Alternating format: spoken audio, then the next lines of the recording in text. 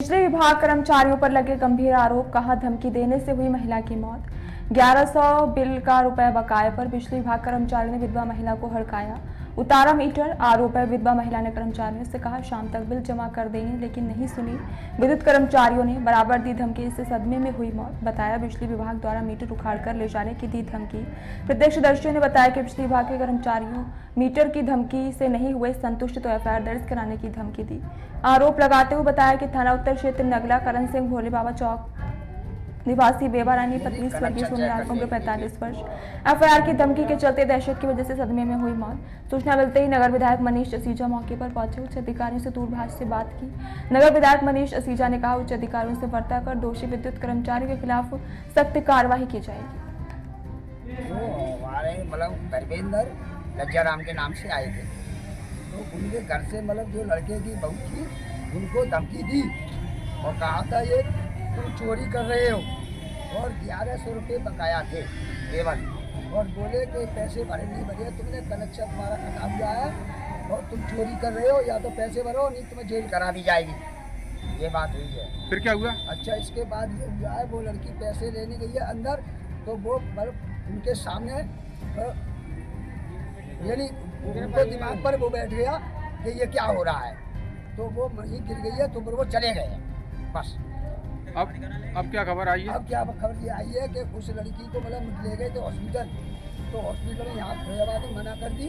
उसके बाद फिर आगरा ले गए, आगरा भर्ती करने पर वो उनका एक्सपायर हो गया। तो आपका ये कहना है कि सदमे से उसकी मौत हुई क्या? जी हाँ, और क्या धमकी दी थी कि पैसे जमा करो नहीं तुम्हारी जेल हो जाएगी।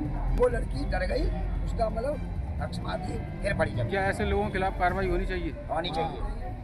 बहुत आतंक है। क्या नाम है तुम्हारा? क्या घटना हुई आज यहाँ पे? बिजली वाले आए थे, मेरी मम्मी से कह रहे थे, बिजली वाले आए थे तो मेरी मम्मी को अटैक लग गया। 3 जने आए थे, वो कह रहे थे चोरी की लाइट चला रहे, तुम्हारे नाम में एफआईआर होगी और तुम जेल जाओगी।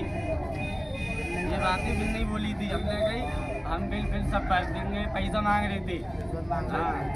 कितने पैसे मांगे गए थे आपकी माता जी से? 5,000 रुपये मांगे गए थे। 5,000 रुपये की डिमांड की गई थी। फिर क्या घटना हुई?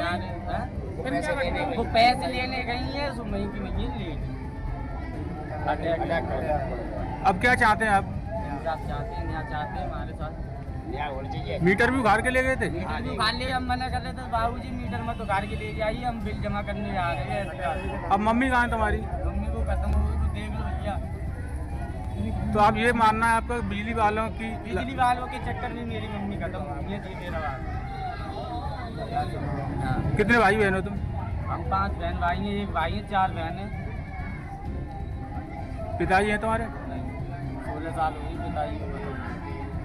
क्या मामला है पूरा? देखिए, मुझे जो सूचना मिली है, मैं यहाँ पर आया हूँ। एक विधवा श्रीमती प्रेमलता जाटव जी, जो यहाँ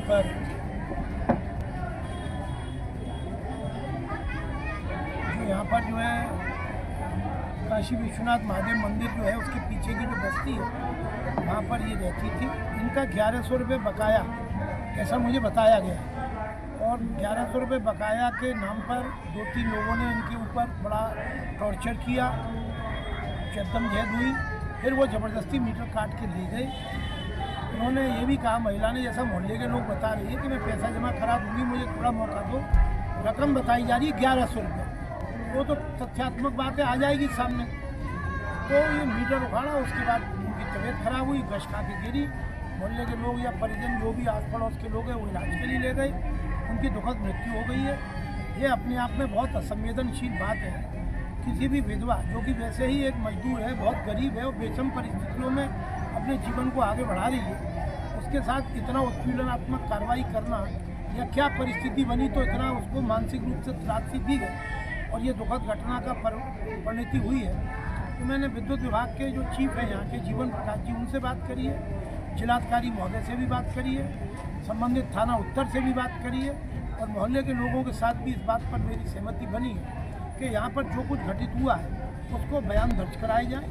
बयान दर्ज करने के बाद यदि 1100 रुपये बकाया है और जिसमें मीटर उखड़ने का कोई ऐसा प्रावधान है ही नहीं, जो उच्च अधिकारी भी कहते हैं, तो इस पर एक सारी तस्वीर साफ होगी और इस प्रकार से एक बेबस और परिस्थिति की हारी मारी विधवा महिला को इतना उत्पीड़न करना जिसके कारण उसके प्राण चले गए, इसके ऊपर सुनिश्चित कार्रवाई कराई जाए, ऐसी मैं पूरी ताकत के साथ सर मृतक महिला की 2 नाबालिग बच्चियां भी हैं, उनको पीछे छोड़ गई है महिला, अभी क्या होगा? बताएं 4